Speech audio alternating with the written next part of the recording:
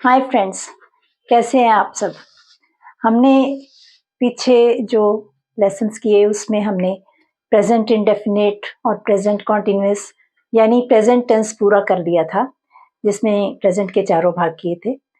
तो अगर उनको ब्रीफ में हम थोड़ा सा रिवाइज करें तो आपको सारा लर्न दोबारा हो जाएगा। और इसके अलावा मेरे को पूरी उम्मीद है कि आपने कई सेंटेंसेस भी उस टेंस के बनाए होंगे। तो एक बार ब्रीफ रिवीजन कर लेते हैं जो हमने किया है प्रेजेंट टेंस। इसमें हमने अगर हम दो ग्रुप्स बना लें, ग्रुप वन में हमने क्या लिया था, कौन से प्रोनाउंस लिए थे। आई का प्लूरल हुई, यू, दे, प्लूरल्स। ये हमारा फर्स्ट ग्रुप था। और ग्रुप टू में हमने क्या लिया था, ग्रुप टू में हमने ही, शी, इट, प्रॉपर नाउन और सिंगुलर्स।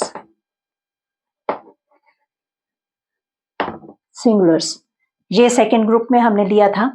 अब इसको अगर हम बड़ी आसान भाषा में बोलें तो ये आई वी फर्स्ट पर्सन है। जो मैं बोलता हूँ, जो इंसान बात कर रहा है वो फर्स्ट पर्सन होता है, फर्स्ट पर्सन है। यू सेकेंड पर्सन और दे थर्ड पर्सन प्लूरल, ठीक है। और इसके अलावा प्लूरल्स, जो दूसरे प्लूरल्स हैं, ठीक है, इनके साथ इनका अलग ग्रुप बनता है। और ही, शी, इट, ये थर्ड पर्सन है, ये थर्ड पर्सन बोलते हैं। इसके अलावा प्रॉपर नाउन, जैसे किसी का नाम है राजेश, किसी का नाम है सीमा, किसी का नाम है गीता, इस तरह से जो नाउन प्रॉपर नाउन्स होते हैं, या किसी स्थान का नाम है ताजमहल, तो वो सभी प्रॉपर नाउन्स। और सिंगुलर्स जितने भी हैं एक वचन, उनके साथ अलग तरह से डील होता है। तो हमने और क्या किया था कि इंडेफिनिट टेंस में क्या किया था, हमने इन सब के साथ एजर्टिव सेंटेंसेस में सिंपल वर्ब लगता है, जैसे आई गो, ठीक है, सिंपल वर्ब लगता है, कोई एस ई एस कुछ नहीं लगता। और इसी तरह वी गो, यू गो, दे गो और प्लूरल्स बॉयज गो, ठीक है, ये इंडेफिनिट में किया था। और नेगेटिव में हमने क्या लगाया था, आई डोंट गो, इसी तरह से वी, यू, दे या प्लूरल्स। और क्वेश्चन में क्या किया था, डू आई गो, ठीक है, ये हमारा इंडेफिनेट था। और इसी तरह से जो इंडेफिनेट ये थे, इसमें क्या था, ही गोज, ठीक है, यहां पर ई एस लग गया था, या प्लेज है तो सिर्फ एस लगेगा। इस तरह आप वर्ब्स देख लेंगे कहाँ एस लगता है, कहाँ ई एस लगता है, ये आपको लर्न करना पड़ेगा। ज्यादातर जब पीछे वॉवल होता है तो ई एस लगता है, ठीक है। तो he goes, she goes, it goes proper noun है, सतीश गोज सिंगुलर है कोई चीज, द काउ गोज, ठीक है। इस तरह से इनके साथ सबके साथ हमने ई एस लगाया। और नेगेटिव वाक्यों में ही डजंट गो, और इसकी क्या खास बात थी, यहाँ गोज नहीं लगा, यहाँ क्या लगा, गो, क्योंकि यहाँ पर डज लग गया तो यहाँ पर सिंपल गो लगेगा। अदरवाइज यहाँ गोज लगा था, यहाँ नहीं लगेगा नेगेटिव में। और इसी तरह से does he go question mark, तो ये डज क्या मतलब, ये बाहर आ गया सब्जेक्ट से, ये हमारा इंडेफिनेट था। और कॉन्टिन्यूअस में क्या था, वो तो बहुत इजी था, उसमें भी आई के साथ एम लगता है, to be verb, we, you, they और प्लूरल्स के साथ आर लगता है। आई के साथ एम का प्रयोग होता है और इन सब के साथ आर का प्रयोग होता है, ठीक है। आई एम गोइंग, अब आप कहेंगे ये कैसे लिखा है, आई एम आई एम को इस तरह से आई एम भी लिखते हैं, आई के साथ एपोस्ट्रॉफ लगाना है, एम लग जाएगा। आई एम गोइंग, जा रहा हूं, गो के साथ फर्स्ट फॉर्म के साथ आई एन जी लगता है। और I am not going, I am not going, ठीक है। एंड एम आई गोइंग, इसके साथ एम लगता है आई के साथ, और बाकी आर, बाकी सबके साथ आर लगना है, सिर्फ आई के साथ एम लगना है। Are we going, are you going, are they going या आर द बॉयज गोइंग, ठीक है। इसी तरह से परफेक्ट टेंस में क्या लिखा था, इनके साथ सबके साथ क्या लगता है, हैव, ठीक है। हैव के साथ वर्ब की कौन सी फॉर्म लगती है, थर्ड फॉर्म। यहां कॉन्टिन्यूअस कर लेते हैं पहले, ही शी इट, इनके साथ कॉन्टिन्यूअस, इसमें क्या लगा, he is going, he is going, और he is not going, he is not going, और साथ में इज ही गोइंग, ठीक है। ये था कॉन्टिन्यूअस। अब मैं एक ही कर रही हूं, बाकी सबके साथ भी ऐसे ही लगना है। यहाँ ही के साथ भी इज, शी, इट, और प्रॉपर नाउन जैसे Satish is going, singulars, the man is going, ठीक है। और परफेक्ट टेंस में आई हैव गॉन, या शी हैज गॉन, या I have gone, you have gone, ठीक है। And I have done something, I have gone, मैं जा चुका हूं, या किसी को बोलना है इस तरह से बात कर सकते हैं किसी भी संदर्भ में, या I have done something, third form लगनी है हैव हैज के साथ। ये इन सब के साथ क्या लगेगा, हैव, ठीक है। और इनके साथ क्या लगना है, हैज, ठीक है, परफेक्ट टेंस में। तो आई हैव गॉन और आई हैव नॉट, या गॉन के अलावा आप कोई और वर्ब लगा लो ताकि जो सेंटेंस है जो क्लियर लगे। आई हैव प्लेड, ठीक है, मैं खेल चुका हूं। आई have not, I haven't played, और हैव आई या हैव यू लिख दो, हैव यू प्लेड, ठीक है। ये इसमें क्या किया हमने, सबके साथ हैव लगाया और साथ में वर्ब की थर्ड फॉर्म लगाई, ठीक है। और इसी तरह से यहां पे क्या लगेगा, परफेक्ट टेंस में ही या शी लगा लो कुछ भी, शी हैज गॉन, यहां सबके साथ क्या लगेगा, हैज लगाना है और वर्ब की थर्ड फॉर्म।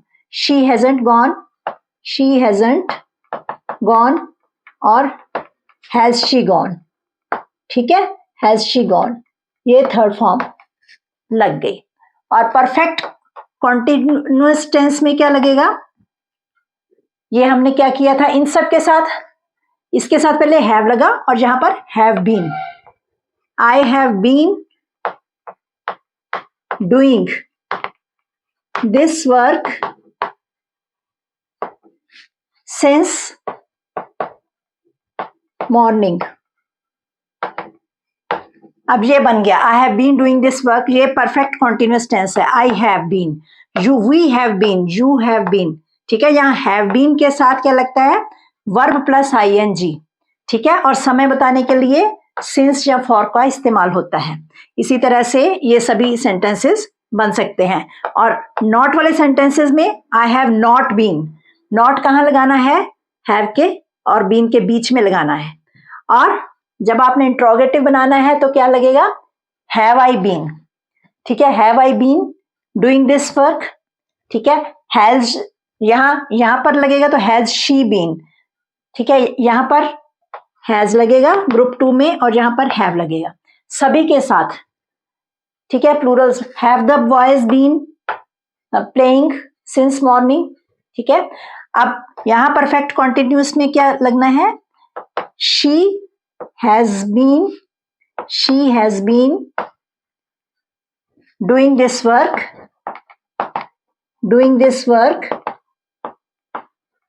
since morning,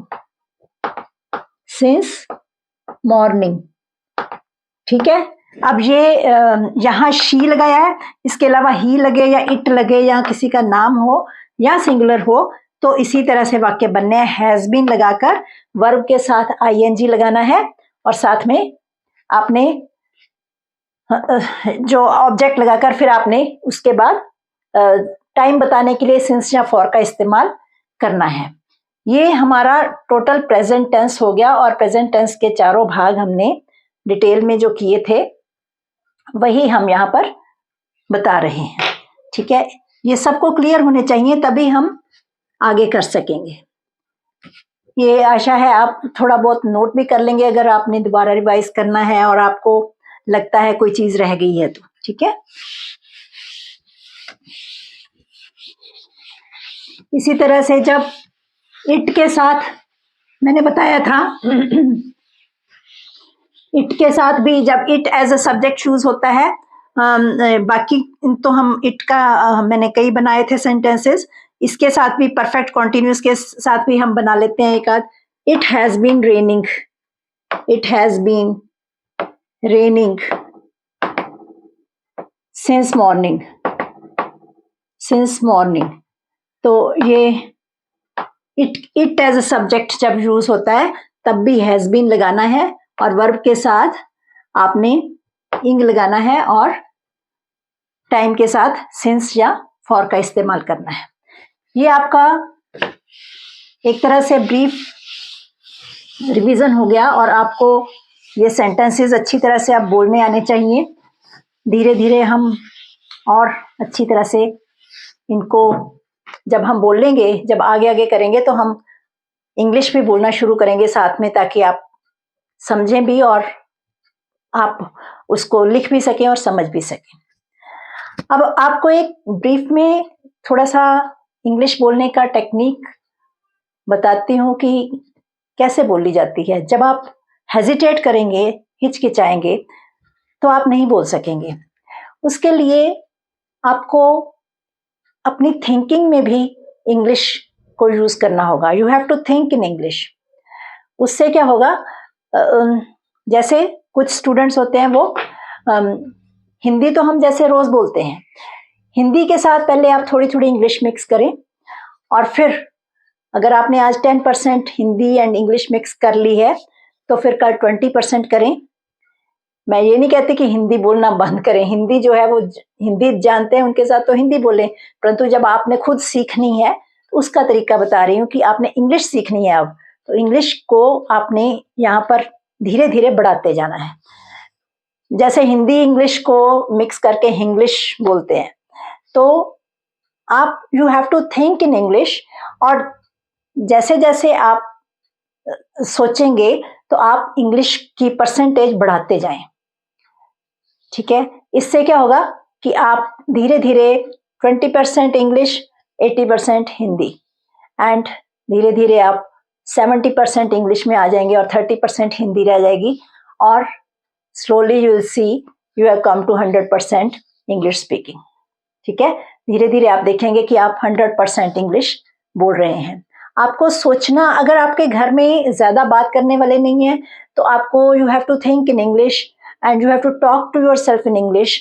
खुद आप इंग्लिश में बातें करो अपने आप से और ये सेंटेंसेस हैं इनको बनाकर रिपीट करें, अपनी मिस्टेक्स देखें और उनको ठीक करें, then you will be able to speak English very well.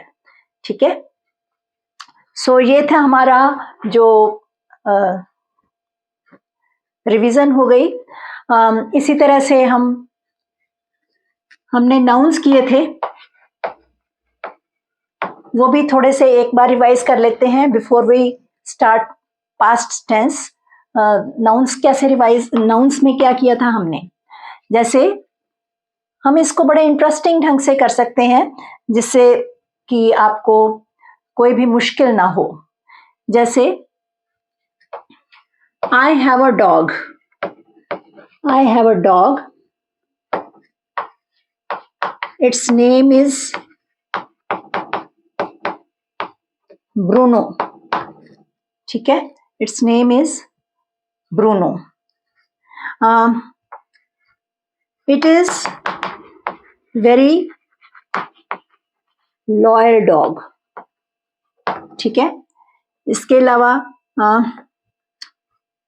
It's leash is made of, मैं आपको कुछ सेंटेंसेस बता रही हूँ, ये कुत्ते के बारे में बात कर रहे हैं, और आप देखेंगे कि आपको इतने में से, इतने सेंटेंसेस में ही आप नाउन्स को आराम से कर लेंगे।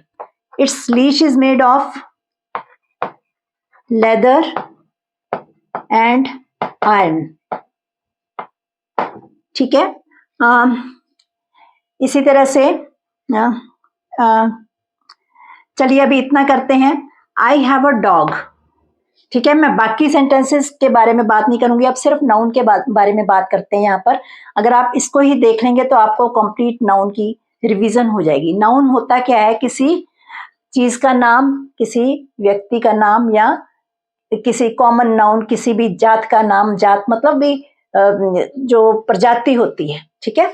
अब यहाँ पर डॉग जो है, ये डॉग प्रजाति की बात कर रहे हैं, तो ये डॉग क्या है? ये भी नाउन है। ये कौन सा नाउन है? Common noun, common noun. इसी तरह से ये कॉमन नाउन है। इसी तरह कैट, एक कैट जो है सभी कैट्स को रिप्रेजेंट करती है, उनका प्रतिनिधित्व करती है, तो उसे कॉमन नाउन कहते हैं। अब it's name is Bruno, Bruno जो है ये नाम है इसका। तो बहुत से कुत्ते हैं, आप उसमें से अगर आपके कुत्ते का नाम ब्रूनो है तो आप ब्रूनो बोलेंगे तो वही आएगा, ठीक है। तो ये कॉमन नाउन है, बहुत से कुत्ते हैं, उनमें से आपने अपने कुत्ते को बुलाया तो this is proper noun. Proper noun means आपने अपने कुत्ते का नाम लिया तो वो आपके पास आ गया। अदरवाइज आप उसका नाम नहीं लेंगे तो बहुत से डॉग्स हैं, तो किसी को उनको पता नहीं चलेगा किसको बुलाया जा रहा है। इसका नाम लेंगे तो वो आपके पास आएगा। तो ये है प्रॉपर नाउन। हर एक इंसान का, हर एक जीव का प्रॉपर नाउन होता है, जिससे वो अपने अस्तित्व को समझता है, ठीक है। It is very loyal dog. Loyal तो सभी होते हैं, जो कुत्ते होते हैं ज्यादातर लविंग होते हैं और लॉयल होते हैं, फेथफुल होते हैं।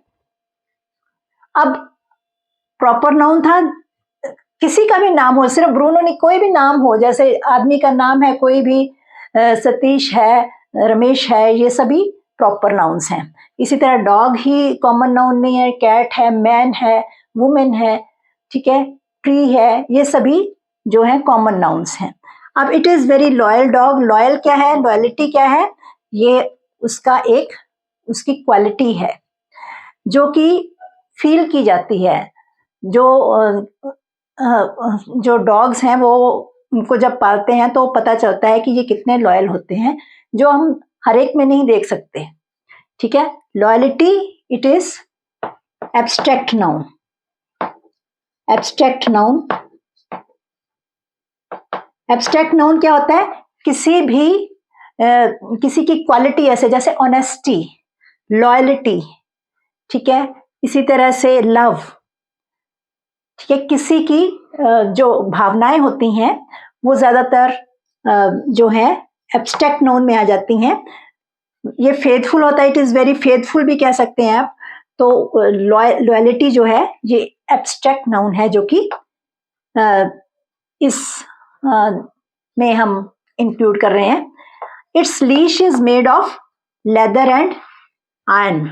आयरन, अब देखो आयरन, ये IRON है, इसमें आर बहुत धीरे से बोला जाता है या लगभग साइलेंट होता है, तो आयरन बोलते हैं इसको, ठीक है। तो इसकी लीश क्या होता है? लीश जो गले में पटा बांधते हैं, जो कुत्ते के गले में पटा बांधते हैं, उसे लीश बोलते हैं। तो ये किस चीज की बनी है? लेदर क्या होता है? लेदर होता है चमड़ा, और आयरन होता है लोहा। लोहा और चमड़े की वो जो पटा होता है वो बना होता है। तो ये क्या चीज हो गई? Leather and it's leash is made of leather and iron. This is material noun. This is material noun. Material noun means कौन सी चीज का बना है, जैसे गोल्ड, सिल्वर, ये सब मटेरियल नाउन्स हैं। मैंने 4-5 लाइंस बताई हैं जिससे कि आपको ये जो नाउन्स हैं ये जल्दी समझ आ जाए। ठीक है, एक डॉग के माध्यम से ही हम सीख सकते हैं। ठीक है, अब इसके अलावा आप कलेक्टिव नाउन एक होता है, उसको आप कह सकते हैं कि जैसे एनिमल्स का होता है वो हर्ड्स में चलते हैं। ठीक है, और हर्ड्स क्या होता है? झुंड। और ये जो डॉग है ये आप कह सकते हैं सिंपल इस तरह से लिख सकते हैं, इसके लिए अलग बना सकते हैं, जरूरी नहीं कि डॉग के साथ हो। Herd of animals, herd of animals या flock of birds, flock of birds, या आप कह सकते हैं कि कोई टीम है जैसे आर्मी, आर्मी क्लास है जिसमें कि बच्चे इकट्ठे बैठे हैं। तो ये सब चीजें जहां समूह होता है उसे कलेक्टिव नाउन कहते हैं। कलेक्टिव नाउन, उसे कलेक्टिव नाउन कहते हैं जहां पर एक समूह की बात की जाती है। जैसे आर्मी है, आर्मी में जो फौजी होते हैं बहुत से होते हैं। क्लास है, क्लास में स्टूडेंट्स होते हैं, बहुत से होते हैं। जानवर है, heard of animals, herd of sheep भी बोल सकते हैं आप। ठीक है, जानवरों के ज्यादातर हर्ड, जानवर ज्यादातर हर्ड्स में चलते हैं, झुंडों में चलते हैं, और बर्ड्स फ्लॉक्स में जो है वो उड़ते हैं, इकट्ठे झुंड, उसको फ्लॉक ऑफ बर्ड्स कहते हैं। तो इसी तरह से ये कलेक्टिव नाउन है जो कि इसका एक पार्ट है। इस तरह से ये 5 तरह के हमारे नाउन्स हो गए। कौन कौन से? कॉमन नाउन, कोई भी हो सकता है, डॉग। ये 4 लाइंस में हमने कर लिया डॉग के बारे में, और इसके अलावा 5वां जो कलेक्टिव है इसका मैंने अलग तरह से थोड़ा समझा दिया। कॉमन नाउन है, और प्रॉपर नाउन किसी का नाम, एब्स्ट्रैक्ट नाउन किसी की क्वालिटी, मटेरियल नाउन कोई भी धातु है या कुछ भी जो लेदर है या आयरन है, कोई भी चीज है उसे मटेरियल नाउन कहते हैं। और कलेक्टिव नाउन एक झुंड होता है जिसे कलेक्टिव नाउन कहते हैं, जैसे आर्मी है, क्लास है, या फ्लॉक ऑफ बर्ड्स है। तो ये नाउन्स की अलग अलग फॉर्म्स हैं। अब जो कॉमन नाउन होता है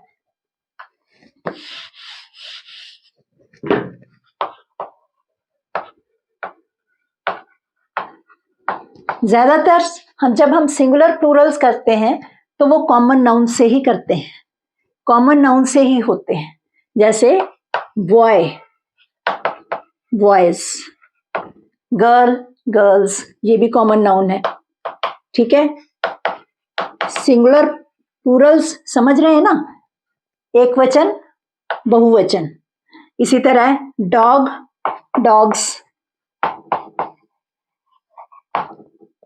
ज्यादातर कॉमन नाउन्स के होते हैं जो सिंगुलर्स एंड प्लूरल्स होते हैं, और ये कई तरह से बनते हैं। आपको कम से कम 10, जो अगर आपके पास थोड़ा टाइम है तो कम से कम 10 आपको ये सिंगुलर्स एंड प्लूरल्स लर्न करने चाहिए रोज, और कि किस तरह से बने हैं। और अगर ज्यादा टाइम है तो आप ज्यादा भी कर सकते हैं क्योंकि ये बहुत संख्या में होते हैं। इसी तरह से कोई भी कॉमन नाउन आप ले लें, जैसे मैन है, मैन का क्या होगा? मैन, मैन का मैन्स नहीं होता। चाइल्ड है, चाइल्ड का क्या होगा? चिल्ड्रन। ठीक है, ये अलग अलग तरह से मैंने आपको पहले दिन ही बताया था कि जो भाषा है इसमें अलग अलग रूल्स, अलग अलग एक्सेप्शंस बहुत होती हैं, और उसको आप एक तरह से नहीं कर सकते। यहाँ बॉय का बॉयज है तो यहाँ चाइल्ड का चाइल्ड्स नहीं लगा सकते। ठीक है, इसी तरह से और भी वुमेन है, वुमेन का वुमेन, वुमेन का वुमेन, ठीक है। और अगर हम इनके सेंटेंसेस बनाएं तो आप देखेंगे कैसे बनेंगे। द वुमेन, एक सिंपल सा सेंटेंस बनाते हैं, women were taking a walk, ठीक है। द वुमेन वर, यहां पर वर लगा रहे हैं, ये पास्ट का है, ये अभी हमने किया नहीं है। आर लगा लो, अभी अगर हमने ये पास्ट नहीं किया तो हम आर लगा लेते हैं, प्रेजेंट। इसी तरह से are, walking,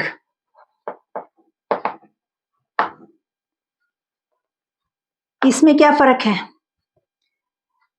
taking a walk का मतलब कि जो लेडीज हैं वो स्पेशली वॉक के लिए गई हैं, they are taking a walk, वो जा रही हैं सैर करने के लिए। दे आर वॉकिंग, कि वो वैसे ही कहीं वॉक के लिए नहीं जा रही, वो वैसे ही चल रही हैं। The women are walking. अगर आप टाइम निर्धारित करते हैं कि मैं इतने बजे से इतने बजे तक सैर करने जाऊंगा, तो वी टेक अ वॉक, ठीक है। और the women are walking.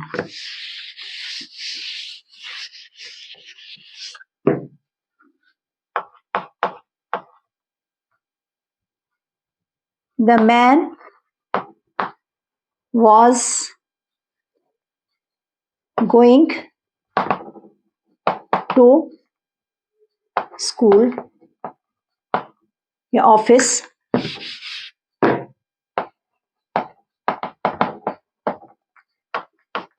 the men were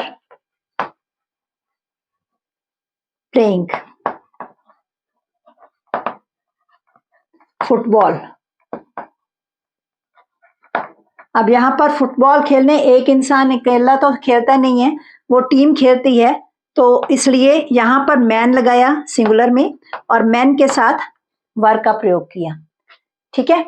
इस तरह से कॉमन नाउन्स के जो है अलग अलग सिंगुलर प्लूरल्स बनते हैं, ये आपने करना है और सेंटेंसेस बनाने हैं ज़्यादा से ज़्यादा, जिससे कि आप रिवीजन कर सकें और अच्छी तरह से आप बोल सकें।